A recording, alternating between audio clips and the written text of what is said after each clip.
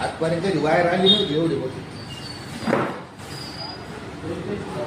भविष्य पाहणार, भविष्य पाहणार, भविष्य पाहणार, भविष्य पाहणार. तुमचं भविष्य पाहायचं का? हो तुम्ही भविष्य पाहता का? हो तुम्ही भविष्य पाहता का? हो. बरं बरं.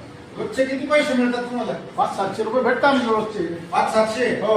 तुम्हाला 2000 रुपये देतो आम्ही. बरं. पण हे सगळ्यांचं एकत्रित भविष्य सांगावं लागेल तुम्हाला.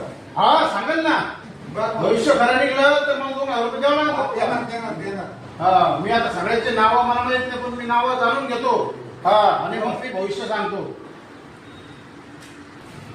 तुमचं सगळ्यांचे नावं मला माहिती आहे, सगळ्यांच्या राशी काय मला माहिती आहे की तुमचं सगळ्यांचं भविष्य आता एकत्रित सांगणार आहे. पण भविष्य सांगितल्यानंतर मला ते पैसे द्यावं लागणार आहे. बघा देऊ प्रत्येकाने विचार करा. तुमच्या हातात खूप पैसा आहे पण टिकतच नाही. बरोबर. बरं आहे का खोटं आहे सांगा मला. किती पैसे येतात तर ते सगळे खर्च होतात. म्हणजे पैसा येतो पण टिकत नाही. भविष्य तुमचं बरोबर आहे की नाही? बरोबर आहे. तुमचे भावबंद तुमच्या वाईटवर आहे. खरं आहे का नाही? तुमचे भावबंद तुमच्या चांगलं आहे का? सगळ्यांनी विचार करा. तुम्ही कुठंतरी मरता मरता वाचलेला खरं आहे की नाही? बरोबर.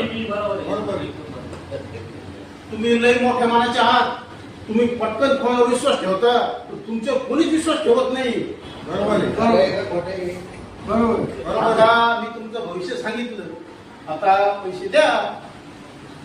चला येतो. अहो भविष्य सांगण्यामध्ये तुम्ही तर भूतकाळ सांगितलंय. चला येतो मी. अरे मी येतो काय प्रकारे? हो अरे तुम्ही ठरलं होतं ना पंचायतचे. हो हे ठरवलं पाहिजे. तू काऊन निघून गेले सगळे? अरे तुझं भविष्य तुला माहिती नाही, आम्ही पैसे देणार नाही. तू काय भविष्य सांगतो लोकांचं? भविष्य हे ज्योतिषशास्त्र आहे. काही पोटभरू लोकांनी ते बदनाम केले, यांच्यापासून सावध.